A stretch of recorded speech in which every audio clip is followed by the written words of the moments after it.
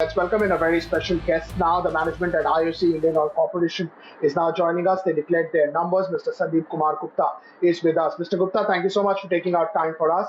Could you just start by the earnings? What happened? People are traveling less. What is the view on demand, the sort of pickup that you've seen in volumes in the quarter gone by? Yeah, good afternoon and good afternoon, viewers. Thank you, Itina, for inviting me to your show.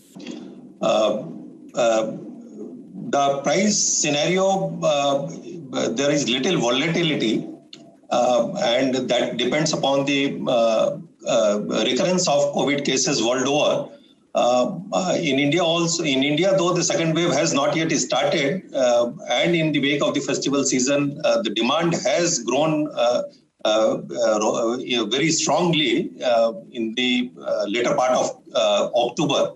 And I am glad to inform you that our MS sales as well as HST sales now are better than the corresponding period of the last year.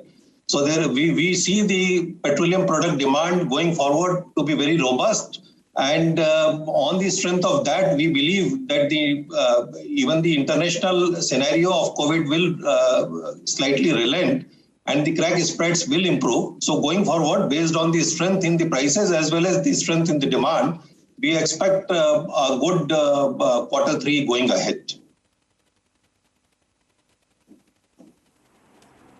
Okay, that's great to know. Hi, sir. Thank you so much for joining us today on the show. This is Mubina joining in.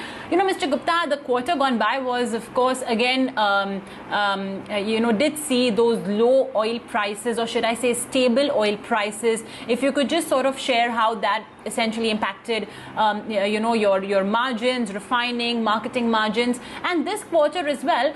Interestingly, oil did fall, but again, there are talks of, extending the supply cuts, etc.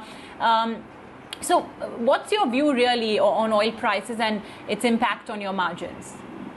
Yeah, while for the first quarter of this fiscal, we incurred certain inventory losses because Indian Oil, having hinterland refineries, carries some quantity of crude oil as well as petroleum products, which is greater than the other peer companies. And so in the scenario when the prices fall, we incur inventory losses. And in the scenario where the prices rise, we accrue inventory gains. So in Q2, we had certain inventory gains. But going forward, notwithstanding the very recent turbulence in the oil prices, I expect that the oil prices will be in the range of $40 to $50, perhaps mid-40 levels going forward, because that perhaps is the sustainable level for the oil producers, more so for the countries whose economy depends upon oil. So I believe it will be in that range, and if that remains in that range, we are not at all perturbed, because that will ensure that we do not incur any inventory losses going forward.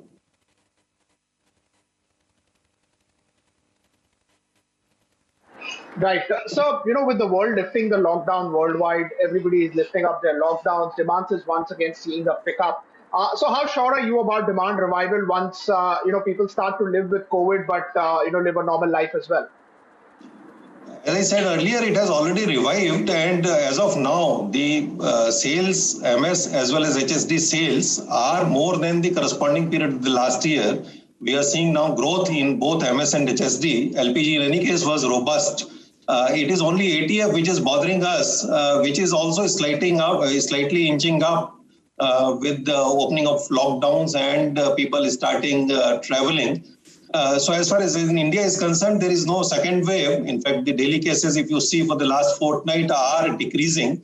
So we are very confident the domestic demand for the petroleum products is going to be robust going forward.